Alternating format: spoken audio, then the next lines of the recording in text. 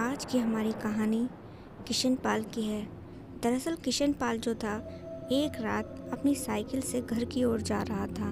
रात बहुत हो चुकी थी कि तभी जो है उसने ध्यान दिया कि उसकी जो साइकिल थी वो पहले से ज़्यादा भारी वज़नदार महसूस हो रही थी। अब यहाँ पर किशन पाल जो था, उससे अपनी साइकिल जो थी आगे चलाई नहीं जा रही थी और तभी अचानक से ही उसने पाया कि उसकी साइकिल की जो चेन है वो उतर गई है। अब यहाँ पर किशन पाल जो है उतर कर अपनी चेन को ठीक करने लगा था कि तभी जो है उसे पायलों की आवाज़ सुनाई दी। और यहाँ पर किशन पाल जो था, जब उसने अपनी नज़रें घुमाई तो देखा कि उसके पास जो है एक लड़की खड़ी थी जिसने लहंगा चोली पहना था। दिखने में काफ़ी खूबसूरत थी। यहाँ पर वो जो लड़की थी उसने किशन पाल से कहा, भाई साहब, क्या आप मुझको कुछ दूर तक छोड़ देंगे? इस पर किशन पाल ने कहा, हाँ हाँ क्यों नहीं, लेकिन एक गड़बड़ हो गई है, मेरी तो साइकिल ख़राब हो गई है।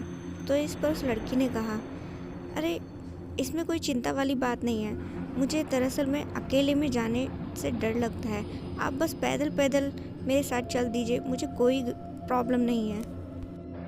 तो किशन पाल जो था उसने कहा, चलो भाई अच्छी बात है, ठीक है मैं आपके साथ चल देता हूँ। और इस पर फिर किशन पाल जो था उस लड़की को अपने साथ लेकर पैदल ही पैदल अपनी साइकिल को भी पकड़कर वहाँ से चल दिया।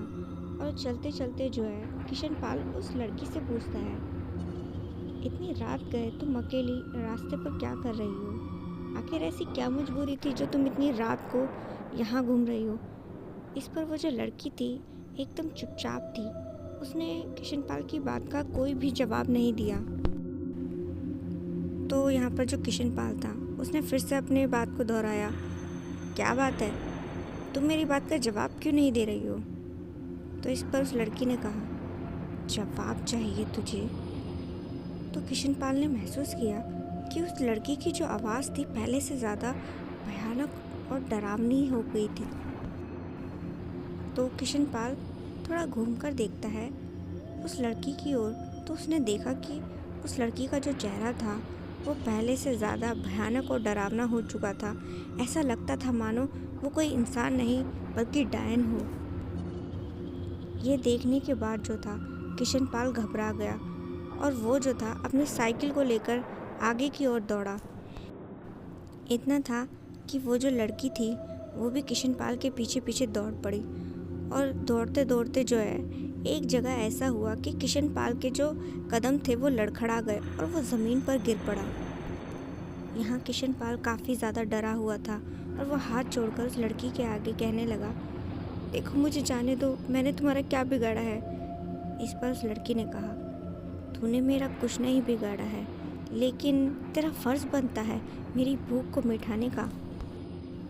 बहुत दिनों से इस रास्ते से कोई इंसान नहीं गुजरा था, आज तू आया है, तुझे खाकर मैं मौज मनाऊंगी।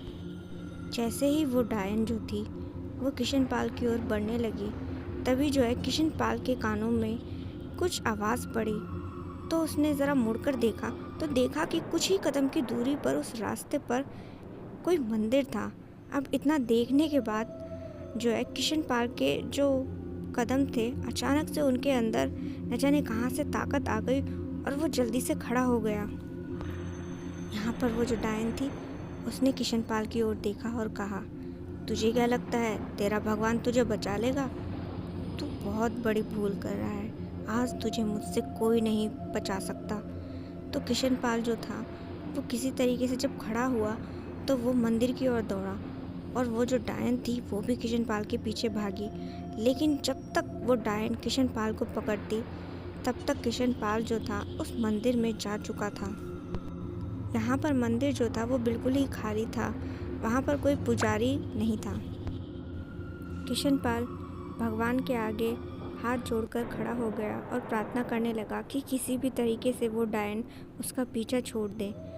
तो कुछ देर बाद जो है उसने देखा जाकर बाहर, तो वो जो डायन थी अब वहाँ नहीं थी, लेकिन उसे लगा शायद हो सकता है ये डायन का कोई छलावा हो, इसलिए वो पूरी रात जो है उसी मंदिर में सुबह होने का इंतज़ार करने लगा। और इस तरह जब अगली सुबह हुई तो किशन पाल वहाँ से तुरंत ही चला गया।